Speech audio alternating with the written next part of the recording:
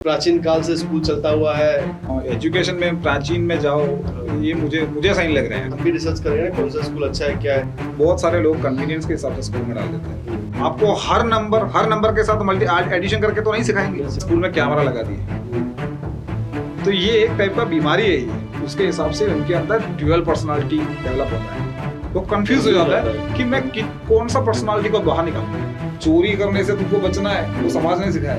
तो एक नेगेटिविटी को एसोसिएट करके तुम पॉजिटिविटी को चढ़ाते जा रहे हो, जो हम घर में नहीं दे सकते, जो स्कूल वाले दे रहे हैं।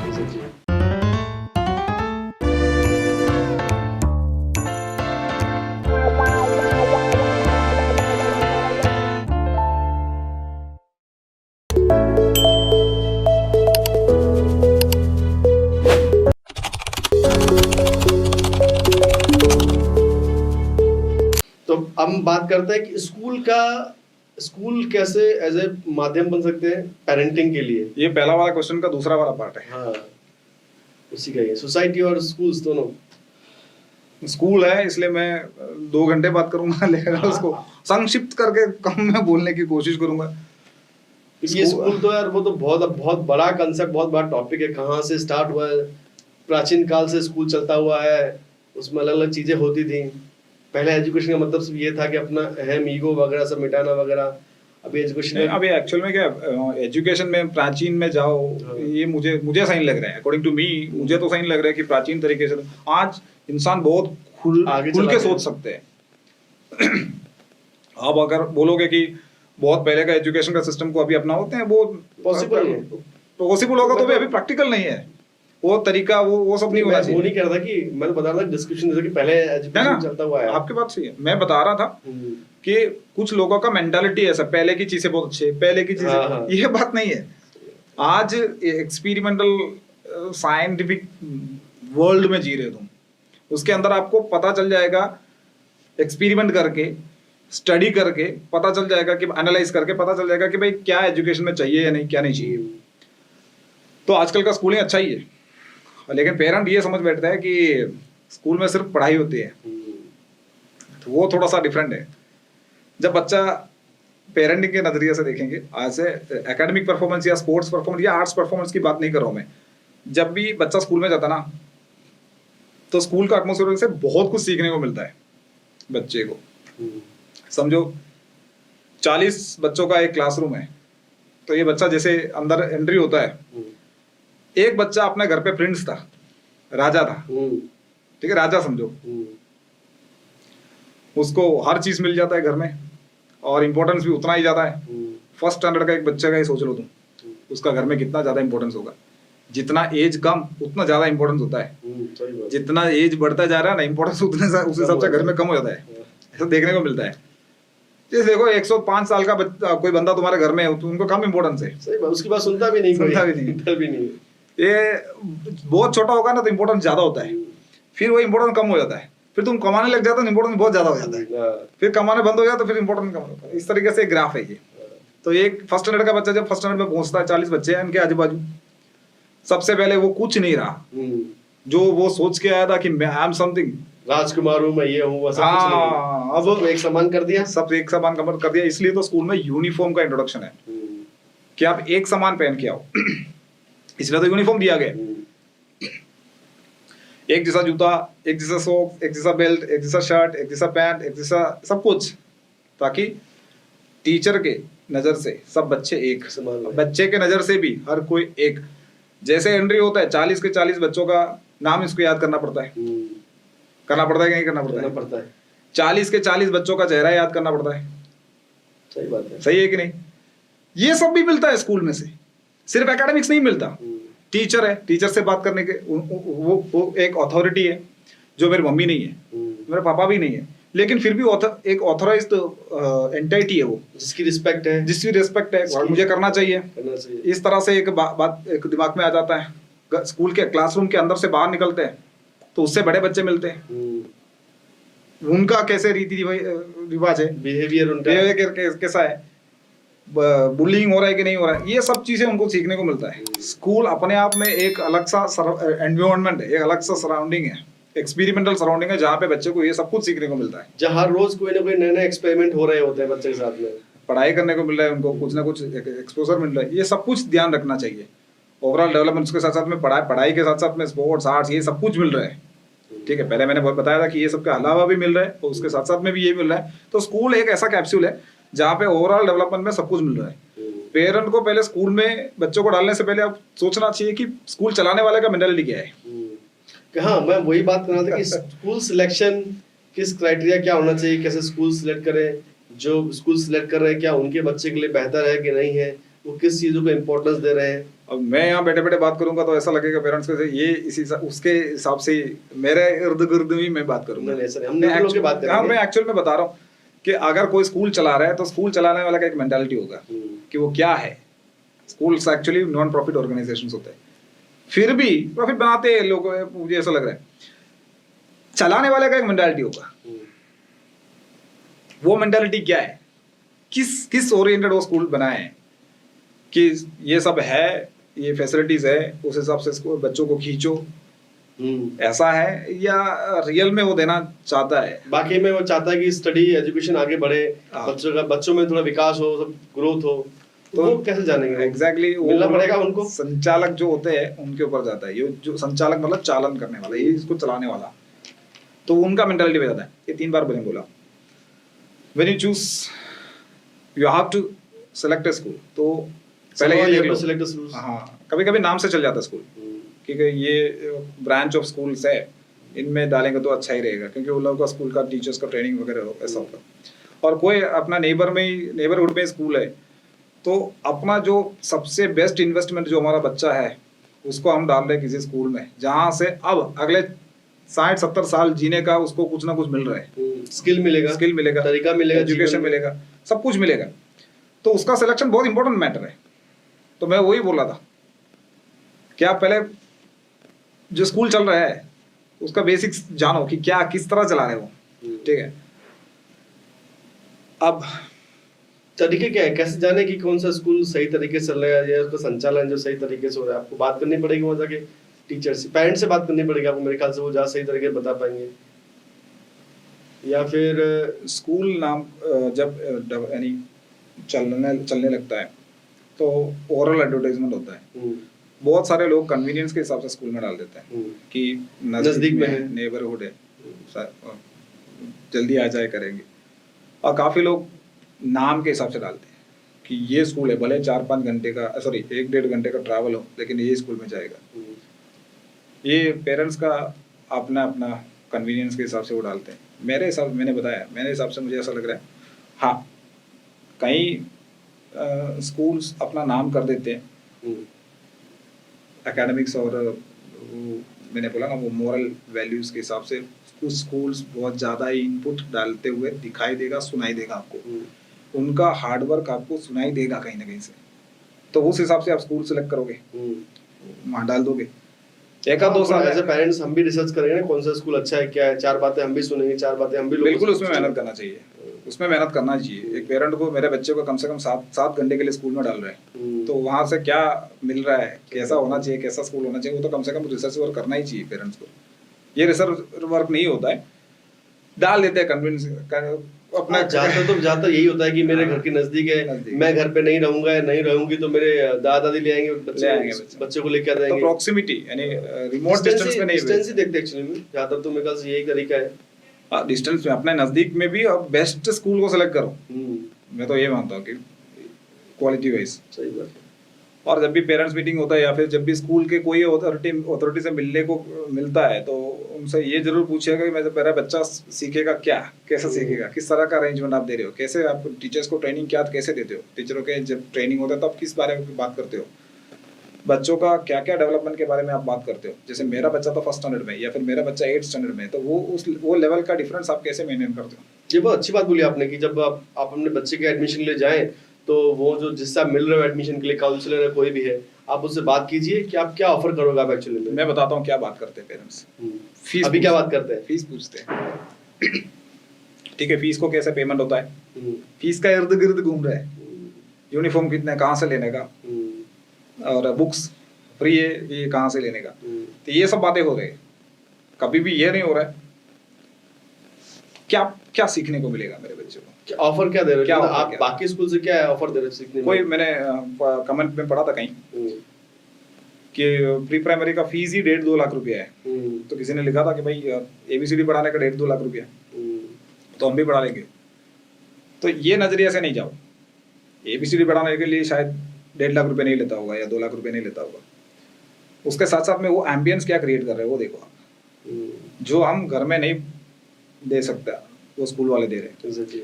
समाज में एक ऐसा चीज की जरूरत थी, समाज को यानी सरकार को कुछ पढ़ाना था हर पब्लिक को, तो उन्होंने स्कूल का व्यवस्था एक हर घर में जाके पढ़ा नहीं सकते।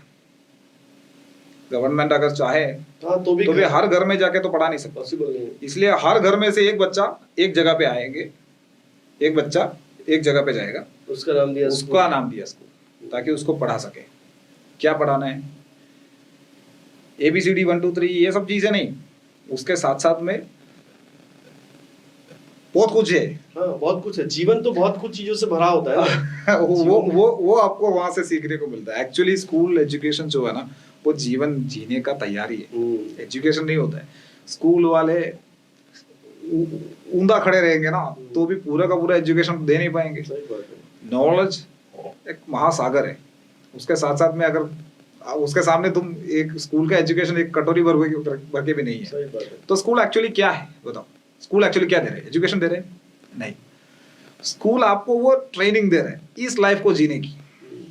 आपको पढ़ा लिखा बना रहा है ताकि आप चीजों को देख सको, पढ़ सको, लिख सको, समझ सको, दुनिया को समझ सको, दुनिया की ट्रांजिशन समझ सको। यही कर रहा है स्कूल। और कम से कम उतने के लिए तो स्कूल तैयार करके भेजना चाहिए बच्चों को 12th के बाद। पढ़ाने का आदत, पढ़ने का आदत, लर्निंग की आदत डाल दी है ना जिस स्कूल ने किसी भी बच्चे के अंदर, तो समझ लेना वो स्कूल सबसे बेस्ट है। मैं ऐसा नहीं कि मेरा स्कूल ये सब कर रहा है, ऐसा नहीं बोल रहा हूँ।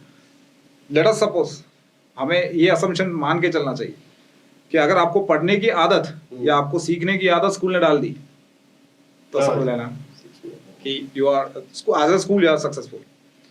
स्कूल देखते कंटाला आता है बच्चों को, मौत आ जाती है, स्कूल जाने का मन ही नहीं करता है, तो समझ लेना you are not running a good school. मैं ये कह रहा हूँ।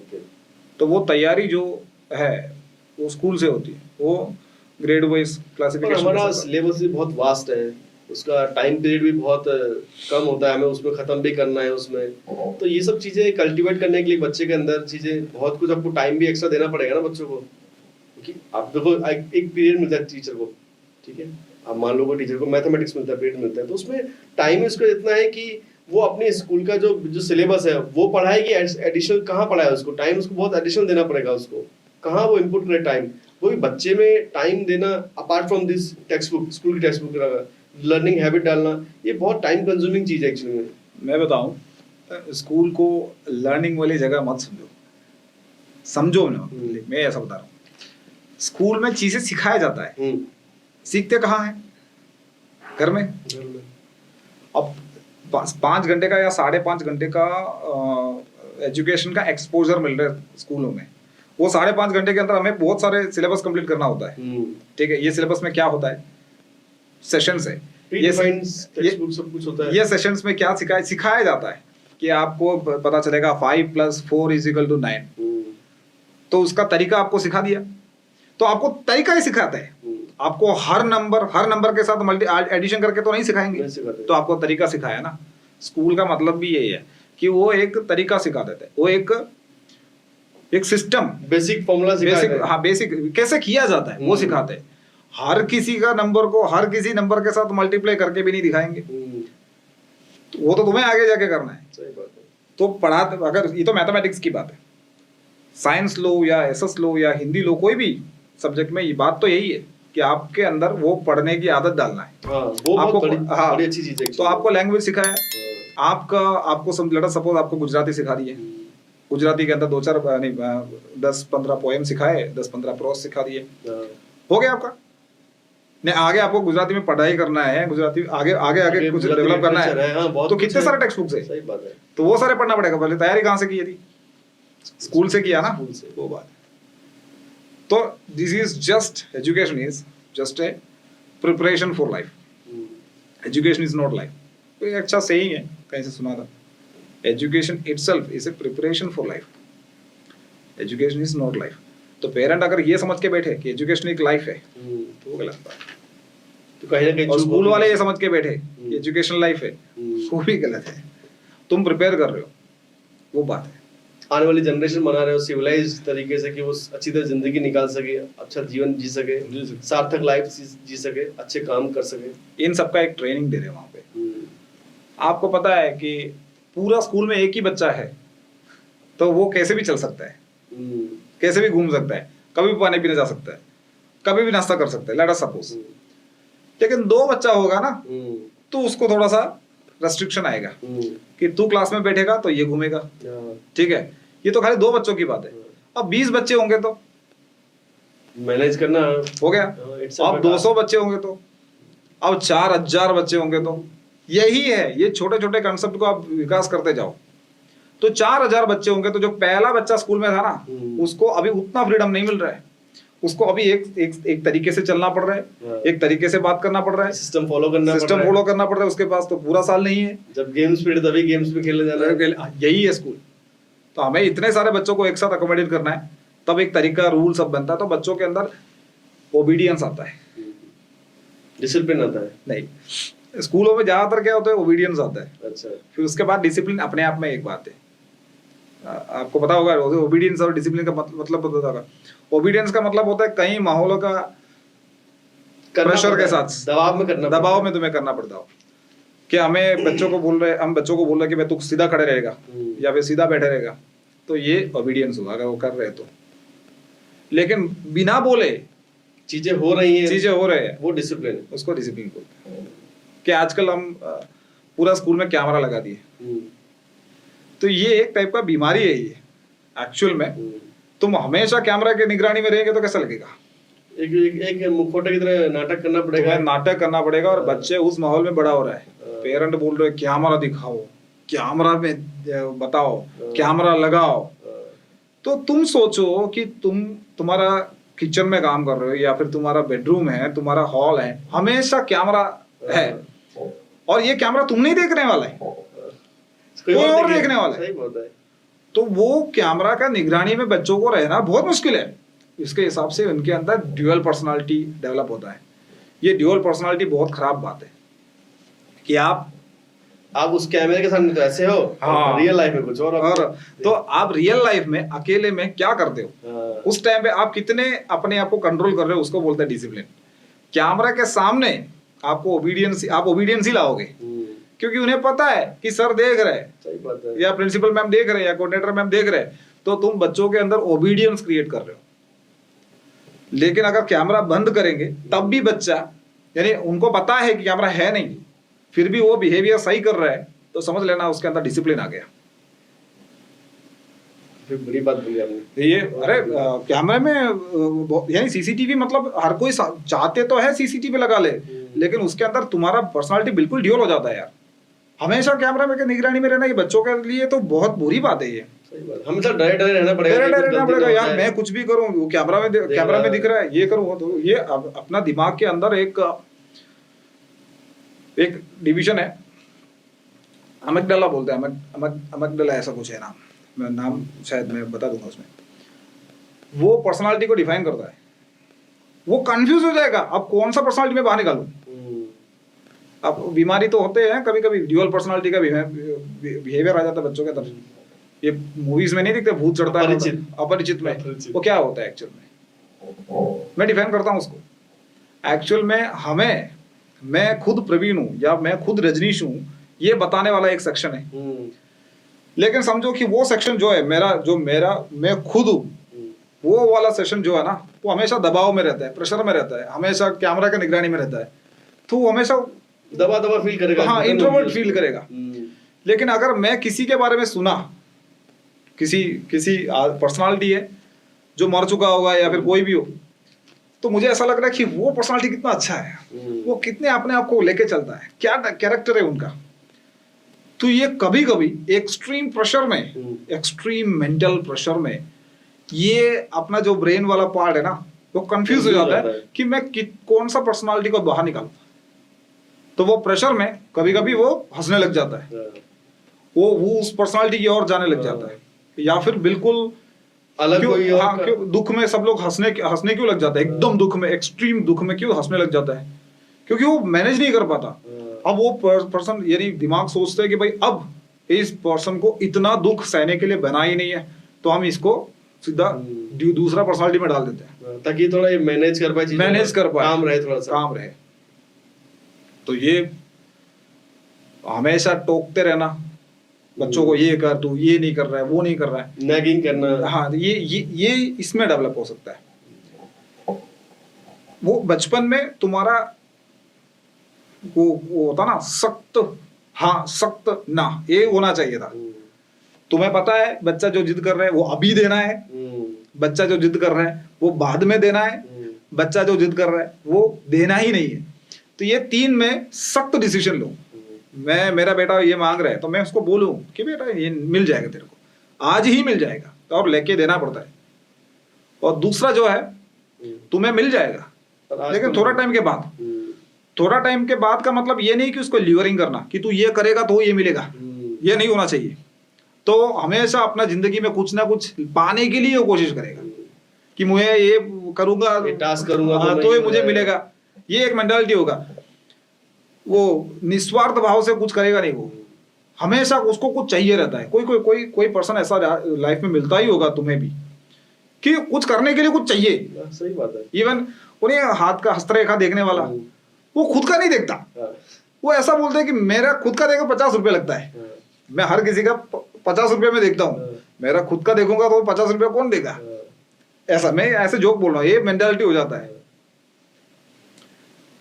तो कुछ लालच देके काम कराना उससे सही बात नहीं है, नहीं है। तो और दूसरी वो जो है सख्त ना, कि भाई नहीं मिलेगा, तो बच्चा ये ड्यूअल कंफ्यूजन में नहीं रहेगा कि ये मुझे मिलेगा नहीं मिलेगा, क्या है पापा का मूड क्या है, ऐसा नहीं है। हमेशा एक ही बात कि नहीं मिलेगा, तो इतने में सीख जाएगा। तो मैंने तुमसे 2 क्वेश्चंस पूछे, स्कूल्स और सोसाइटी का पेरेंटिंग में क्या योगदान है, अगर इसको लास्ट में आपको कंक्लूड करना हो। वही बता रहा था मैं, उसी पे आ रहा था कि ये एक कोलैबोरेटिव मेथड है। फैमिली, स्कूल, सोसाइटी, ये सब मिलके अपब्रिंगिंग करते हैं बच्चों की, एक ढांचा तैयार करते हैं। हाँ, एक ट्रायंगल है, स्ट्रक्चर तैयार करते हैं। एक ढांचा तैयार करने के लिए ये एक ट्रायंगुलर मेथड है। समाज से भी बहुत कुछ सीखने को मिलता है, स्कूल से भी बहुत कुछ सीखने को मिलता है, और फैमिली से भी बहुत कुछ सीखने को मिलता है। बच्चा पैदा होता है फैमिली में, लेकिन सीखने का जो है वो तीनों जगह से इक्वल जैसा ही लग रहा है मुझे। 35% के हिसाब, 33% के हिसाब से लगी रहे, ये तीनों का कंट्रीब्यूशन है। अब समझो घर पे बच्चा, फैमिली लाइफ है नहीं, तो स्कूल और सोशल लाइफ में से इतना कुछ नहीं मिलेगा। सही बात है, फैमिली बैकग्राउंड बहुत जरूरी है। हर एक चीज directly proportional to each other ऐसा। हाँ, अब समझ लो कि मैंने कहीं ये एग्जांपल सुना था किसी का, पतंग चगाते अपने पतंग, काइट, वो चक्के ऊपर जा सकता है। वो जितना ऊपर उड़ता है ना, तो पतंग को उतना ऐसा लगेगा कि भैया I am ruling the world, उतना ज्यादा ऊपर है। लेकिन एक उसका थ्रेड जो है ना, वो नीचे बंधा हुआ है। अगर समझो कि तुम्हें फ्रीडम चाहिए, तो ये थ्रेड अगर कट गया तो तुम्हें ऐसा लगेगा फ्रीडम है, लेकिन उस टाइम पे क्या होगा कुछ पता नहीं, पतंग का क्या होने वाला है, नाश। तो जब तक ये डोरी बंधा हुआ रहता है पतंग से लेके अपना फिरकी तक, तब तक समझ लेना कि भाई यू आर डूइंग गुड। तो फैमिली ऐसा लग रहा है मुझे कि वो डोरी जो है ना, वो फैमिली के साथ कनेक्टेड है। तुम स्कूल में हो या तुम समाज में हो, जहाँ से भी कुछ भी मिले, लेकिन वो जो डोरी है वो फैमिली के साथ कनेक्टेड है। वो इतना इम्पोर्टेंस फैमिली में रखता है, फैमिली का रखता है। लेकिन सीखने को तीनों जगह से एक जैसा मिलता है। और समझो मैं बता दूं, ये ट्रायंगुलर जो बता रहा हूँ उसमें ये स्कूल का इम्पोर्टेंस हटा दो। बच्चा सिर्फ घर से सीखता है और सोसाइटी से सीखता है। उस इंसान को देख के पता चल जाता है कि इन्होंने स्कूलिंग नहीं की, क्योंकि बेसिक एटिकेट्स वगैरह नहीं होगा, बात करने का ढंग नहीं होगा, चलने का ढंग नहीं होगा, क्योंकि ओबीडियंस उन्होंने सीखा ही नहीं। बाकी इतने सारे लोगों को नुकसान ना पहुंचे, किसी को तकलीफ ना हो, वो एक मेंटालिटी स्कूल में से मिलता है। अगर स्कूल नहीं जाता ना तो रफ हो जाता बंदा। अब तीसरी बात करता हूँ, फैमिली और स्कूल दोनों मिला लेकिन समाज से जुड़ा ही नहीं। कभी कभी आपको पता होगा 10th और 12th में पढ़ने वाले, बोर्ड एग्जाम देने वाले बच्चे, वो समाज से बिल्कुल अलग ही रह लेते, बहुत बड़ा वो साल पूरा कटे रहते हैं, क्योंकि बच्चे माँ बोल देते कि आप आपको कुछ नहीं करना, आप बस खाली पढ़ाई करो बस। तो बस वो अंतर्मुख बन जाता है, जैसे इंट्रोवर्ट बन जाता है, उतना खुलते नहीं है। तो समाज भी जरूरी है। समाज से अगर तुम सीखोगे नहीं तो फिर क्या करोगे? सही बात है। बहुत कुछ चीजें समाज सिखाता है। चोरी करने से तुमको बचना है, वो समाज नहीं सिखाएगा। तुम्हारा कोई फायदा उठा रहा है, उससे बचना है, वो समाज नहीं सिखाएगा। ये सब स्कूल में से नहीं सीखते। व्यवहारिक जो पैसा का व्यवहार प्रैक्टिकल में स्कूल में नहीं सीखते, नहीं घर में सीखते, वो बाहर ही सीखेगा। सब बहुत सारे चीजें, ट्रैफिक हुआ, पुलिस का हुआ, कोर्ट केस हुआ, ठीक है, रिलेशनशिप मैटर्स हुआ, ये सारे के सारे चीजें तुम घर और स्कूल के बाहर सीखते हैं। तो ये तीनों का इक्वल प्रेशर है एक बच्चे का स्वभाव रूपीकरण में। तो ये मैं कंक्लूजन में यही बोलूंगा कि तीनों का एक जैसा एक्सपोजर होना जरूरी है बच्चों के लाइफ में, इक्वली योगदान होना जरूरी है। इक्वली इसमें से कोई भी एक कम हो, अभी मैंने करके तो दिखाया, एग्जाम्पल में तो दिखाया कि कोई भी एक कम हो गया समझ लो नाश। बहुत बढ़िया, बहुत कुछ जानने को मिला, बहुत कुछ सुनने को मिला, जो चीजें पहले कभी मैंने जानी नहीं, सुनी नहीं। सही में बोल रहा ना, सच में बोल रहा ना। ओके, अभी अगला टॉपिक जो है, जो मेरे दिमाग में आता है हमेशा, जो मैं कहीं ना कहीं हर जगह रिलेट कर पाता हूँ, अपने आप से रिलेट कर पाता हूँ। बोलता है और बोलता तो दिमाग में है, मैं लिखा है ना इसलिए। तो तूने लिखा है क्योंकि मुझे क्वेश्चन है ना, ये सब चीजें मेरा ही क्वेश्चन था। तो दिमाग में ऐसा है कि पनिशमेंट कैसे, पनिशमेंट दे, गलती करता है तो पनिशमेंट को कैसे सुधारे, क्या रिवॉर्ड दे। क्वेश्चन ही गलत है, ऐसा देखा जाए। क्वेश्चन गलत है। हाँ, अच्छा, पूछ रहे कि कैसे पनिशमेंट दे, मारे कैसे, पनिश कैसे करे, पीटे कैसे, पनिश कैसे करे। ये तो मेरे लास्ट अपने एपिसोड में हो गया। थोड़ी बात ऊपर तल से बात हुई थी। मैं चाहता हूँ कि इस बार हम डिस्कशन में जाएं एकदम डिटेल में। देखो मैं बता रहा हूँ इसका डिटेल में क्या होता है। इसका डिटेल में भी यही है कि मारना नहीं है, पनिश करना ही नहीं है। कि मार, कोई भी जीव जंतु की बात करो, ठीक है, इंसान के अलावा कोई भी जानवर की बात करो, मार पीट के बड़ा करता है, कोई नहीं करता। एग्जाम्पल देखा है तो तुम मुझे बताओ, एक फ्रॉग जो है दूसरा फ्रॉग को मार रहा है अपने बच्चे को, कुत्ता जो है दूसरे कुत्ते को काट पीट के सीधा कर रहा है। मुझे तो नहीं लग रहा कि कहीं ऐसा हुआ है। हाँ, फिर भी हम इंसान हैं, तो हमें ट्रेन करने के लिए डर का सहायता लेना पड़ता है, डर का माहौल बनाए रखना, वो हमें पता है। क्योंकि हम डर से ज्यादा ओबीडियंट हो जाते हैं। तो यही तो माहौल बना रहे ना, मार के क्या करेगा। सही बात है, हमेशा तो मार के नहीं रहोगे। एक बार मारा तो कल वो क्यों वो काम करेगा, क्योंकि पता है मार पड़ेगी। हाँ, पता है मार पड़ेगी, तो वो डर से फिर वो डर के साथ फिर जिएगा, तो पूरा जिंदगी उसी के साथ होगा। हमेशा डर, मारो फिर कुछ काम कराओ, तो बच्चा कोई भी चीज को, कोई अच्छा काम होगा ना, वो मार के साथ एसोसिएट कर देगा। तुम्हें एक थप्पड़ लगाते हैं रोज और आइसक्रीम खिला रहे हैं, तुमको आइसक्रीम से नफरत हो जाएगा। तुम्हें अच्छी बात लग रहा है आइसक्रीम, तुम्हें सबसे अच्छा लगता है आइसक्रीम, लेकिन रोज तुम्हें आइसक्रीम खिलाएंगे एक थप्पड़ के साथ, तो एक नेगेटिविटी को एसोसिएट करके तुम पॉजिटिविटी को चढ़ाते जा रहे हो। It's not good. तो मैं तो बोल रहा हूँ, पनिशमेंट जब भी कर रहे हो तो तुम पढ़ाई को, मतलब तुमको ऐसा लग रहा है कि उसको सीधा करने के लिए तुमने पनिशमेंट को अटैच किया, तो उसको ऐसा नहीं लग रहा है कि ये अच्छी बात है।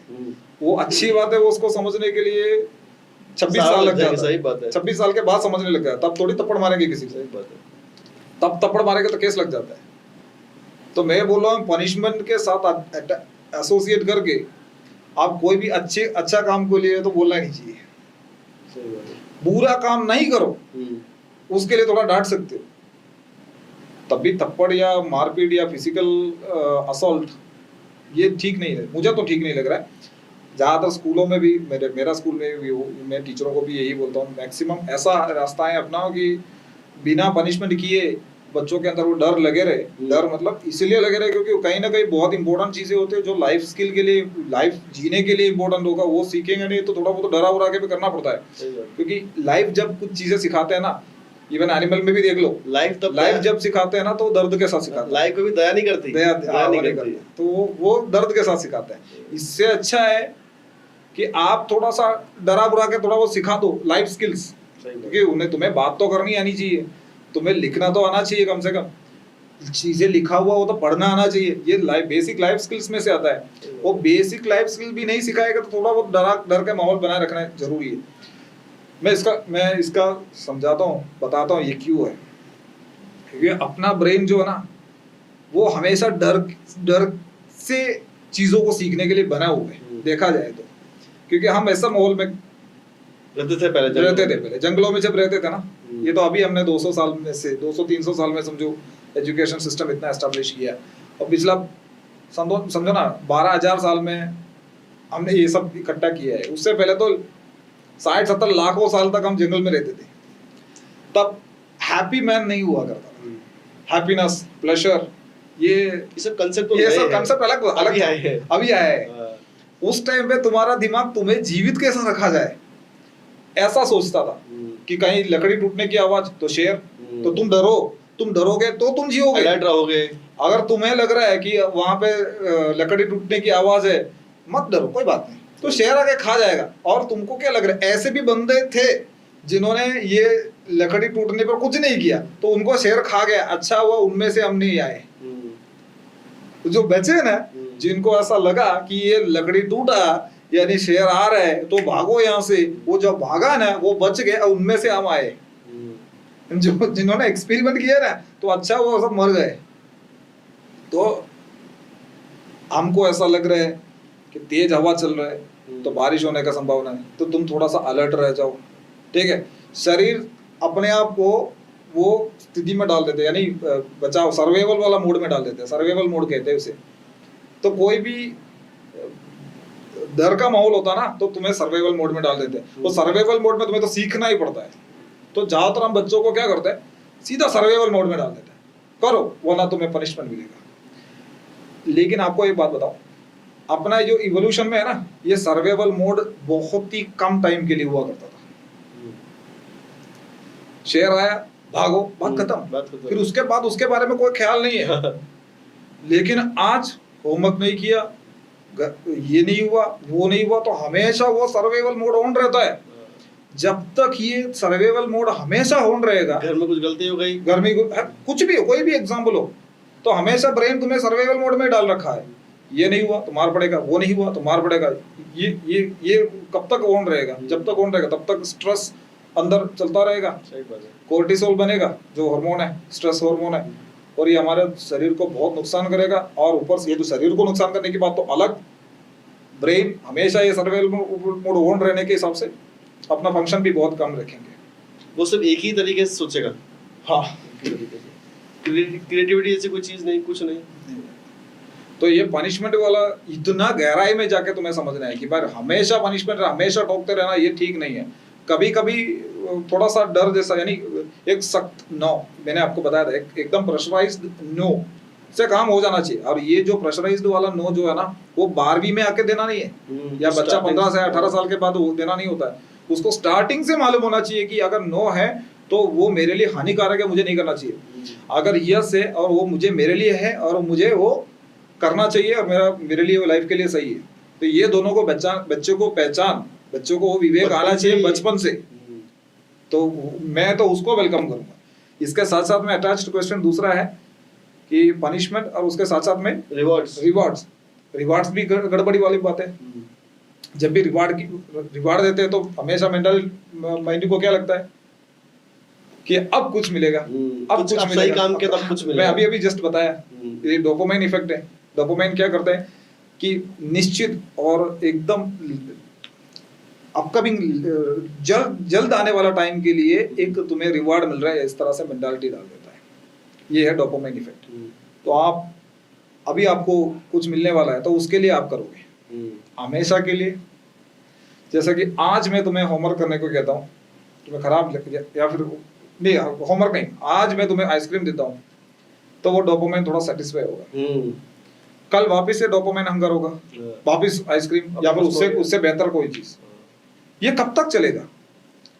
लेकिन अगर ये आइसक्रीम की बात छोड़ दो, ये तुम्हारी आदत ही बना दे, ये रिवार्ड सिस्टम हटा दो, ये तुम्हारी आदत ही बना दे होमवर्क करना, तो सेरोटोनिन जैसा हार्मोन मतलब डेवलप होगा, जो निरंतर खुशी मिलेगा तुम्हें, एक सेटिस्फेक्शन मिलेगा, जीवन जीने का कोई मतलब नहीं निकलेगा, वो हर जगह पर्पस होना चाहिए, वही पर्पसफुल होगा। जब तुम पर्पसफुल लाइफ जीते हो ना, तो सेरोटोनिन रिलीज होता है। ये डोपामाइन इफेक्ट तुम्हें बहुत गंदा काम करवाता है, लेकिन सेरोटोनिन तुम्हें हमेशा जीने के लिए और कुछ पाने के लिए, कुछ हासिल करने के लिए हमेशा तुम्हें प्रेरित करेगा। तो मैं तो कह रहा हूँ बच्चों को वो जो निरंतर खुशी वाला चीज है ना, उसके अंदर डाइवर्ट करना चाहिए पहले से ही कि आप समझ जाना चाहिए। छोटे थे तब अपने इमोशन वगैरह कंट्रोल करके उन्हें डेवलप करने की कोशिश की, उसके बाद जैसे जैसे बातों को समझने लग जाता है ना, तो ये पॉडकास्ट में बोलना बहुत इजी है, रियल पेरेंटिंग में जब जाएगा तो वो दिक्कत वाली बात है। लेकिन जब बच्चा समझने लग जाता है तो उनको समझाना चाहिए कि ये इसी के लिए है। उनका बच्चा का दिमाग 50% तो तुम्हें सुन ही लेगा, 50% तो नहीं सुनेगा। ये जो 50% तुमने सुनाया ना उसको कि ये किसके लिए है, तो उसका गट फीलिंग में चला जाता है। मैंने आपको पहले ही बताया था कि एक ब्रह्म है अंदर पीछे, सबकॉन्शियस माइंड। वो सबकॉन्शियस माइंड में तुम्हारा वो दिमाग, वो बात चला गया। अगर वो वहां पे चला गया ना, तो गलत करते हुए भी वो माइंड उसको कंट्रोल करेगा कि भाई ये गलत है, आपको सही करना है।